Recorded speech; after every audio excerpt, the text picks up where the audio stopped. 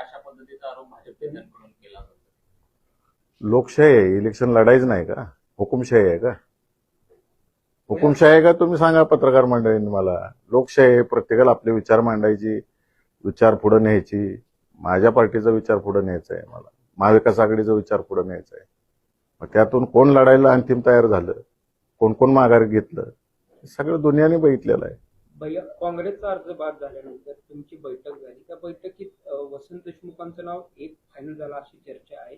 त्यावेळेस उत्तम जानकर असतील, अभिजित पाटील असतील किंवा तुमचे दोन अजून आमदार आहेत, त्यांना विश्वासात घेतलं नाही असं दिसून येतं. सगळ्यांशी चर्चा करून सगळ्या गोष्टी झालेल्या आहेत. जो घरातला विषय तो आम्ही घरात सोपवू.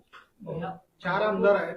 राजू खरे असतील, अभिजित पाटील असतील, नारायण आबा असतील, स्वतः उत्तम जानकर असतील. उत्तम जानकर म्हणतात आम्ही 4ही नाराज आहोत कारण वसंत देशमुख यांच्या उमेदवारीवर ते नाराज आहेत.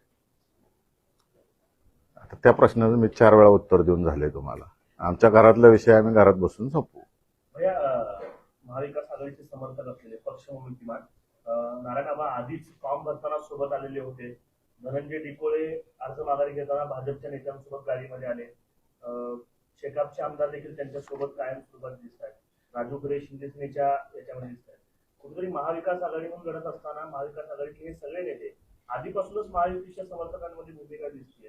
त्यामुळे ही ताकद महाविकास आघाडीची कुठं तुटली आहे असं वाटतं तुम्हाला?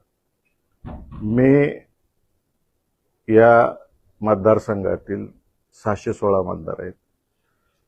616 मतदारांची जी इच्छा होती ती परिपूर्ण करण्यासाठी आणि माझ्या नेत्याच्या आदेशाप्रमाणे मी वागतोय.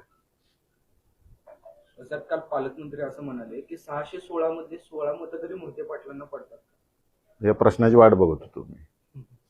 भैया, 16 काय परत एकदा सांगा. 616 पैकी 16 मतं तरी विरोधकांना पडतील का? त्यांच्याकडे तेवढी मतं आहेत का असल्याचा सवाल. मी आज 16 मतापासून सुरुवात करतोय. त्यांनी सांगितलं 16 मतं आहेत माझ्याकडे, मी 16 मतांपासून सुरुवात करतोय. विरोधकांना